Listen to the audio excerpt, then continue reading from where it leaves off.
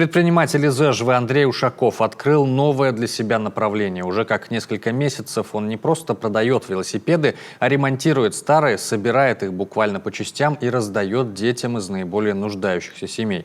Каждый сыктывкарец сегодня может подключиться к благотворительной акции «Велодобро». Анна Зубарева расскажет, как это сделать.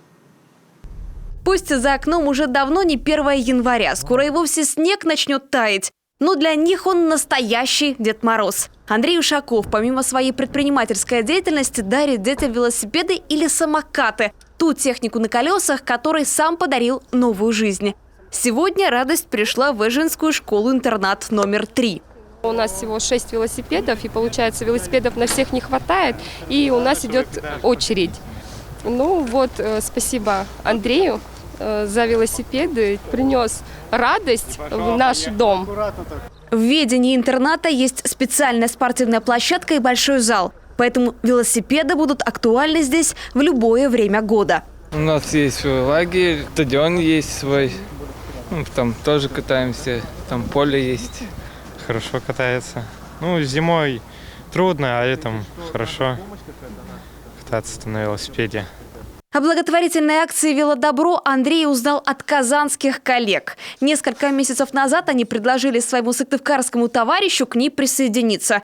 Тот даже думать не стал. Этому коню, конкретно велосипеду, можно придать вторую жизнь. Его не просто в металлолом сдать, либо стоять там во дворе гниющим, ржавеющим, а подарить детишкам. Неравнодушному сыктывкарцу приносят велосипеды порой и очень достойные, которые хорошо сохранились. Их не составляет большого труда привести в порядок. Но рады в этой мастерской всем экземплярам. Если у вас, например, в гараже или сарае уже начал пылиться двухколесный транспорт, можно просто позвонить или написать Андрею в социальной сети.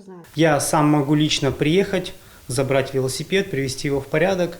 У нас много велосипедов, которые, например, без колес, без педалей, без сидения. То есть, условно говоря, мы из одного, то есть из 3 собираем какой-то там один. И потом уже у нас получается полноценный. Многие стесняются, говорят, да вот у нас там железяка валяется, никому его не нужно. И они стесняются просто его отдать. Даже простой велосипед сегодня в магазине стоит от 10 тысяч рублей. Понятно, что далеко не каждый себе может такое позволить.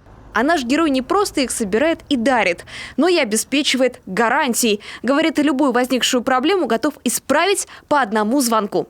Анна Зубарева, Иван Богомолов, телеканал Юрган, Эжвинский район.